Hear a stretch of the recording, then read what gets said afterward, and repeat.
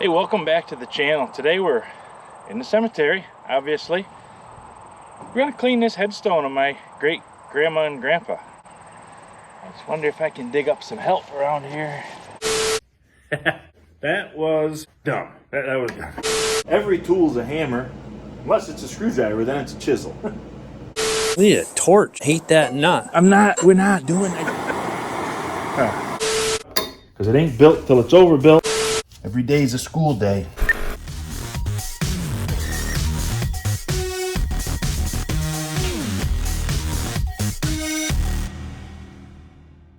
Alright, so this is a new one for me, but I've learned that not only the headstones need occasional cleaning, but there's a lot of wrong ways to do it, okay? So if you already are doing cleaning and you're using bleach, stop. Using a wire brush, stop. Okay, these are bad things. You can't do that. You're gonna wreck it. And you know, it won't do damage you'll see in your lifetime probably, but 160 years from now, somebody's looking down through their genealogy and they come to this stone and go, can't hardly read it. Why is it in such bad shape? Must be the acid rain. Well, maybe not. Maybe somebody scrubbed it with a wire brush soaked in gasoline or something. So I've done some homework, a little research. When I say homework, not like books and stuff. I don't like that. But I've done some research. I've talked to some people who seem to be the resident experts, and what I've learned is this: only use soft bristle brushes and plastic or wooden tools, you know, because you can, I know it's rock and you think you can't hurt it, but you can, right? So first thing is, only scrub it with stuff that's not going to hurt it. And secondly, it's probably the biggest thing that makes a stone dirty or makes a stone look dirty is going to be biological stuff. This one has lichen on it and I don't know, black mold maybe, whatever that black stuff is. And that, I mean, you can get the bulk of it off with water, but then you're going to need something that'll go in there and kill that biological stuff. So a stone is porous, right? If you looked at it under a microscope, you'd realize it's full of little pores. And those lichen and stuff that's growing on there, that has drilled little tiny roots into those little pores. And even after you clean it off, it's going to look like a stain, but what it is you're looking at the broken off ends of all those little tiny roots. So you need something that's going to go in there and kill that stuff. Don't use bleach, okay? What you want to use is, I think there may be one other product, but by far the most commonly accepted product is called D2 cleaner. So I got a hold of the folks at Atlas Preservation. You can find them online. They sell everything you need to do cleaning, maintenance stuff, and also repair work on your stones. I'm going to use them to get the stuff to repair the stone we went to New Hampshire to get. So if you take care of a headstone, go to atlaspreservation.com and check out what they have, because they sell it in like kit form. So they'll sell you just a little kit that has the brushes and the sprayer and a little bit of D2. And then if you're in charge of a cemetery, they'll sell you D2 by the 5-gallon pail. They have everything all the way up through that you could need. So they're the ones to get a hold of. Now, if you watch videos online, normally what you're going to learn is they spray the stone with the D2. They scrape off the lichen and stuff. Then they scrub it, and then they rinse it with water. I'm going to add a step here. I'm going to take water, and I'm going to clean the living stuff off here, and then I'm going to take it won't take long on a day like today. I'm going to take a few minutes, I'm going to let it dry, and then I'm going to go at it with the D2 and scrub it. You got to get it damp, you know.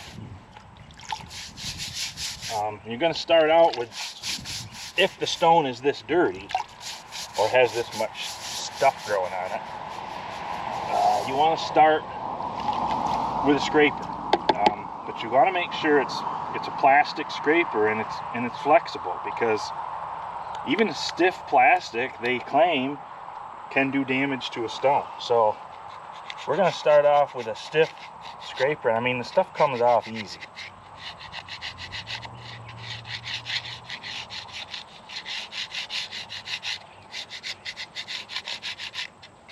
I said, this is my great-grandparents, William and Grace Lufkin. William was born in Janesville, Wisconsin. Grace was a Clare, her maiden name, and she was, I think, born in Nebraska. I know she grew up in Nebraska. To get the stuff out of the lines in the stone, you're gonna use, it's really just a chop a stick. Really, you could get them at the Chinese restaurant. And you just kind of go in there. Like I said, it all comes out really easy. It's just a matter of getting it damp and then really just touching it. It falls right out.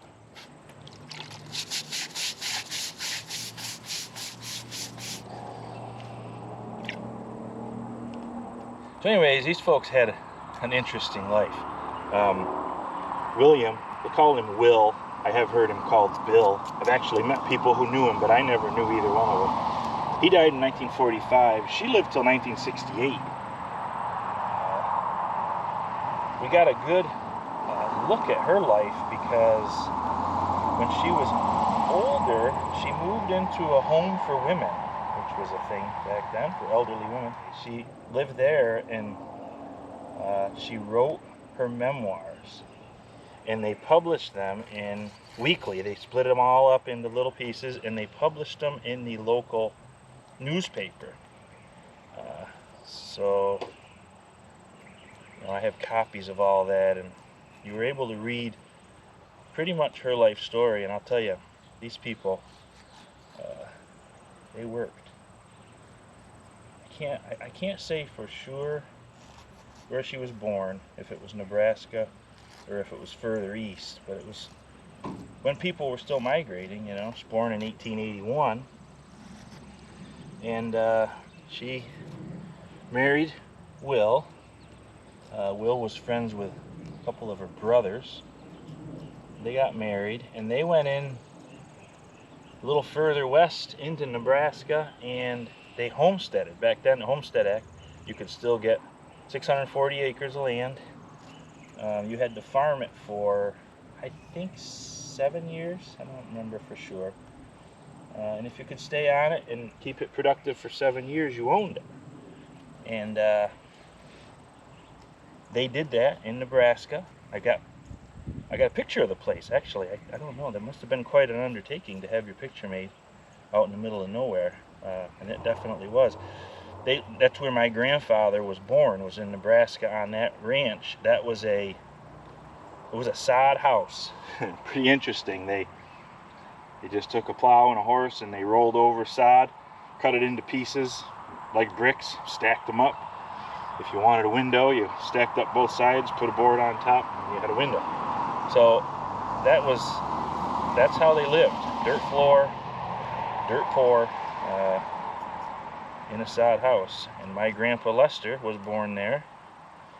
And then when he was, boy, I don't remember, I want to say he was 7, and at least one of his brothers was also born there. And they finished out their homestead requirements so they could sell that piece of property. And they packed everything they had. And my Will, he made a camper, essentially. It was a covered wagon, kind of, but instead of being soft canvas, it was one of his buildings that he had on the ranch. He put it on a wagon, so it was like a shed. He put it up on a wagon, and they headed north, and they went to Saskatchewan, where they did the same thing. They homesteaded again, raised wheat, and I believe had one more, maybe, yeah, I think they had one more kid up there, and stayed there for 10 or 15 years. The boys went to school. My grandpa didn't like school, he didn't go, but his younger brothers all went to school, started school up there. And then at some point they decided to do the same thing again, sell that land that they had got through the Homestead Act, or well, it was in Canada, so it was something different, but they sold that, and they went west. They went out to British Columbia, and they bought a some sort of a fruit farm. I think it was like an orchard. I don't know if it was apples or everything or what. It was in a place called Salmon Arm, British Columbia. But Will didn't like it. And yeah, I don't know if he didn't like the place or the people or if he didn't like fruit farming, but he didn't like something about it. So they sold it, decided they'd leave and go back. They were headed back to Maine, which was where Will's people had come from long before him. And they didn't make it. They came all the way across country. Took them months. They headed out of British Columbia in a Model T Ford touring car. They went to Washington State, and everybody said, well, you can't go over the Rockies with a Model T because the belt drive transmission won't hold you back on a hill. So anyways, they traded the Ford for a Veely, and I've never in my life seen a Veely car, but that's what they got, a Veely touring car. They had a huge box that they built. My grandfather said they had a ton of freight. Literally, it was a ton. It was everything they didn't sell. They sold all their farm equipment, but it was everything they owned. And they switched the box from the Model T over to the Veely, and they headed east and had quite a journey, you know, slow going back then. There really wasn't much for roads. It was 1923, 3 or 4, something like that. And so they came all the way across the country, visited family all along the way, and they were headed to Maine because that's where Will's father had come from. Cyrus was born, actually I think he was born in Vermont. His father was born in Maine, I believe. And so he was heading back there to be a potato farmer, and they got through to almost the other side of Vermont, and they stopped to spend the night, and they looked around and went, there ain't nothing but rocks over here. And they were used to the plains, you know, where there was no just flat, easy farming.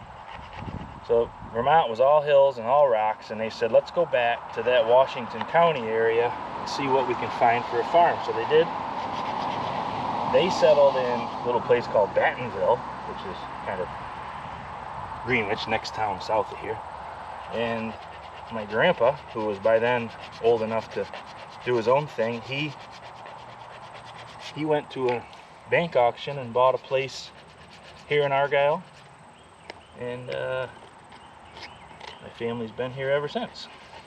So this is a different type of something alive here that's much harder to get off than that other stuff, but it is coming. Ooh, it's slimy. Get it wet. It smells like a bottom of a boat. So William farmed it in Jackson, I guess it is, Battenville, whatever you want to call it, until 1934, maybe, something like that. Then he had an auction, sold all his cows. He started a pony ranch. He raised ponies and horses, and he sold them to people. And he was big into, see, he came from the horse era, and he really wanted to preserve them. He knew the tractor and the car were the way to go, but he didn't want people to forget about the horse. So he started a riding club for kids over in Cambridge. It's still going. It's the Cambridge Saddle Club, I think it's called. I shouldn't say he started. He was involved with starting it. And he was always in parades, I guess, and stuff, riding horses. And he just wanted people to remember how important the horse was to making America, right? We wouldn't have done it without it. So he must have done that for 10 years or so. Died in 45. And when he died, they were still living right over there at the same place that they bought when they landed here. And then my grandma, great-grandma, must have sold that because she was pretty old then. I don't know how old she'd have been, but after he was gone, she moved back to Winnetoon, Nebraska, where she was from, where all of her family was, and she took care of her dad, who had to be very old and dying. And then after a while, she came back, after he was gone, I suppose, she came back here. Like I said, she lived in a home for aging women, I think they called it, in Greenwich, which is the next town south, and lived out her days there. Boy, these rough, this stone is only smooth on the face, the rest is all rough, and it's a lot slower going. I have to go around and do the back, so I'll just cut that part out. Ooh. I realized as I'm scrubbing these huge stalactites off the back of the stone that I never took a before and after picture. That's normal for me, as you know, if you've been watching the channel. So, everybody, I have to take my word for it. It was pretty gross. The front, I'll tell you, just that right there is quite a transformation, really. That's way better than it was. Now remember, all I used so far, I used 3 tools. I used a plastic scraper that's like flexible. I used a wooden chopstick and a soft bristled brush. Those are, I guess they're plastic bristles, not natural, but they're soft, you know. So all I'm going to do now is go over it one more time. Get off anything big, you know, that's all I'm after for now. You want to go different directions in the letters because you'll get the stuff out of them. And once I've got this bulky living stuff out of here, I'm going to dump some water on it. I'm going to go for a little walk around the cemetery. I got lots of family here. Well, I mean, they're not here. They're gone, but their stones are here. This cemetery doesn't have a way to get clean water. I think you might see a future episode where I remedy that. But in the meantime, I'm just going to dunk some water out of the pond. It's pretty much dry, but it's coming out of the letters, you know, still oozing out and drying. We're getting there. Take a little while more. This stone, I've noticed a lot of them are a lot cleaner that are the same age about. There are some that are dirty. And I don't know if people are keeping them clean, which they probably some of them are. But also this stone, I don't know if you can see it if it's in the frame, but there's a tree stump right there. This used to be near a big maple tree. I don't know if you can see that maple tree that's half dead. That's going to fall down and break stuff before too long. What I'm getting at is trees don't belong in the cemetery. That's what this guy thinks. You know, they make pollen, they drop leaves, and they fall when they die, or even before they die. They fall and they're heavy, they break stuff, they break stones, tip them over, whatever. Let's do away with them, okay? Let's just, you know, we can have bushes maybe if you want or something, but trees gotta go. When I went for a walk to get a pail of water, I came across a huge maple tree. This is what I'm talking about with trees. This, you know, this is a beautiful maple tree. Huge, huge, huge. But this thing has split. Maybe it got struck by lightning, maybe it was just the wind. This side is dying, but it's not dead yet. Still has a lot of weight, a lot of live limbs over here. And this is going to fall. There's no if, it's just when. This half at least is coming down. And there's stones over there. So I think when the trees die and go away, let's not replant them in the cemeteries, okay? Save a lot of trouble. Normally I'd be done now, right? If I had sprayed this with D2 cleaner at the very beginning and just started in scrubbing, I'd be done. I would have sprayed it a couple more times with D2 as I went and rinse it off with water and I'd be finished. But just because I'm being a little extra fussy here is the only reason I have to wait for this to dry. And I don't have to, but I think I'll get a little bit better job if I wait for it to dry and then essentially start over. But I've done the bulk of the work, you know, the nasty stuff is all gone. So now it's just gonna be, once it's dry, spray it down and give it a scrub and a quick rinse, and we're out of here. But we're gonna wait a little longer. It's still got water coming out of the bottoms of the letters. All right, we're gonna call that dry enough.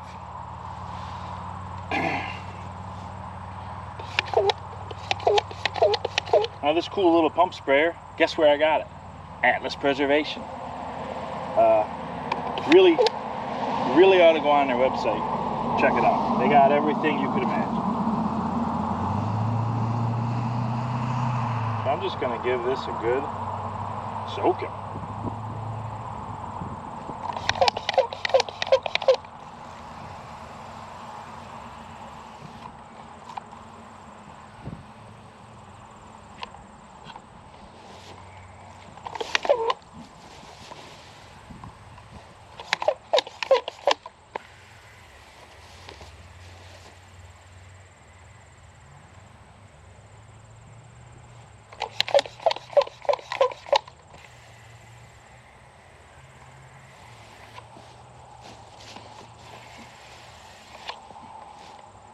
Yeah, it's like slippery. You can tell it's kind of a soap. So I'm gonna kind of minimize how much water. You have to keep it wet. But like I said, I really want that D2 to be the main element here. I want it to work into all these pores so it can do its thing. But you have to keep it. It has to stay damp. You don't want to scrub it dry because you'll scratch the stone. Believe it or not, that's a thing.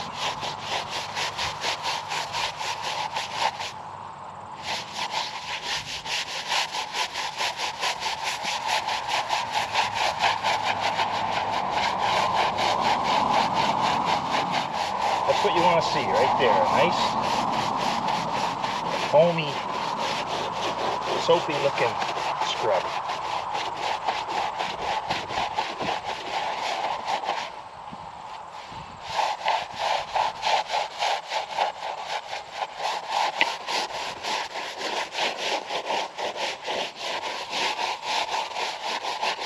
Like I said, different directions for the letters.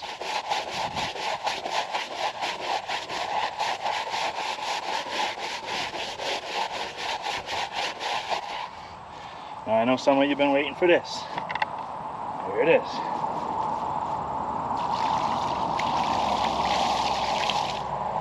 Ta-da! Clean. Sorry about huffing and puffing in your ear. Kind of gross. Yes. But I wanted to wear a microphone so I didn't have to yell. In case there were people around visiting their relatives. Some people are weird about that. I shouldn't say weird. They're just different than me. The whole back of this stone is that, I don't know what you call it, like a chiseled face. It's not smooth, it's all rough, and it's hard to scrub, and it's got a lot of stuff growing in all those tiny little nooks and crannies. It's like a huge English muffin. All right, just one more rinse.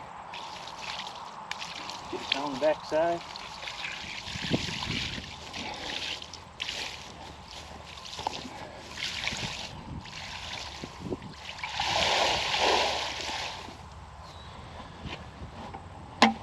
Voila. I don't know if it shows or not, but there's still stuff growing here. It's the stuff that is harder to get off, and it's on that rough surface, so it's really, if I picked away at it with the chopstick, I'm sure I could get it better. But I've been assured that that D2 will take care of that stuff, and if you come back in 2 months, it'll be clean. So let's hope that's the case. Gotten a bit sweaty. Yeah. But I guess I'll let you go. That's really all there is to it. I encourage you to take care of the stones of the people in your life, right? Your ancestors, all that stuff. It's pretty important. May not seem it to us now, but someday down the road, people want to know what these things say, and if they're not, can't find them or can't read them, they, you know, it's harder for them. So, you know, just take care of them. It won't take long. I don't know, this didn't take too long. And like I said, I did it kind of the slow way. You really could do it a whole lot faster. You could do half of the work I just did. You could spray it down, scrub it, rinse it, and let the D2 do the work, and give it a little time and it'll be clean. You know, nothing wrong with that. Before I let you go, I wanted to do two things. One was to show you this when it's all dried, what the stone looks like. It's pretty good. I mean, over in there's just a little bit of live stuff still hanging around, and up on the top. But I'm told that D2 will give it a little time and it'll take care of that. So we'll see. The back, which was really nasty, is quite nice. Just what's on the top there is really all that's left. Did a little bit here and there. But that's supposed to go away all on its own. So we'll see, I guess.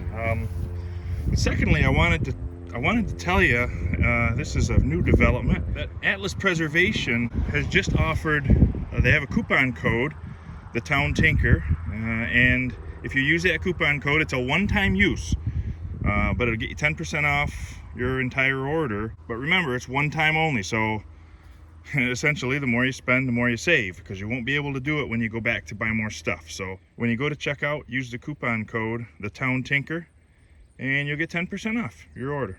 But it's better than a sharp stick in the eye, you know, or a chunk of lichen I had to fish out of my eyeball. That was, yeah, great. Okay, I'm gonna let you go. Thanks for spending your time with me. Make sure you click subscribe, okay? I got a lot of other cemetery work I'm gonna be doing around town here over the next few years. I think a couple of full restorations of some really small, really old ones. So that should be interesting if you're interested in this stuff. Come back and see me. Click subscribe, click the bell, give me a comment, tell your friends, Town Tinker, they need to subscribe. They need to do it now, okay? Like today would be best. If they could do it today, that'd be ideal. God bless you. God bless the United States of America.